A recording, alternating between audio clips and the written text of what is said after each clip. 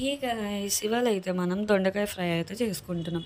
ఫస్ట్‌గా ఒక కళాయి పెట్టుకొని దాంట్లో ఆయిల్ వేసుకొని తాలింపు గింజలేసుకున్నాం. తర్వాత జీలకర్ర, కరివేపాకు, వెల్లుల్లిపాయ రబ్బలు, ఎండుమిర్చి ఏసుకున్నాం. అయి కొంచెం రోస్ట్ అయిన తర్వాత దాంట్లో మనం ఆనియన్స్, మిర్చి వేసుకొని అయి కూడా కొంచెం రోస్ట్ అయిన తర్వాత దొండకాయ అయితే కోసుకున్నయి దాంట్లో వేసుకొని ఉప్పు, కారం, పసుపు ఏసుకొని మగ్గబెట్టుకుంటాం ఒక ప్లేట్ పెట్టుకొని. అయి కొంచెం మగ్గిన తర్వాత దాని అవుట్‌పుట్ ఏంటో మీరే లాస్ట్‌లో చూడండి. అసలు ఏ వంట రానోళ్ళు కూడా చాలా ఈజీగా, సింపుల్‌గా 10 మినిట్స్‌లో చేసేయొచ్చు. నా వీడియో చూసి ఒకసారి మీరు కూడా ఇంట్లో ట్రై చేయండి.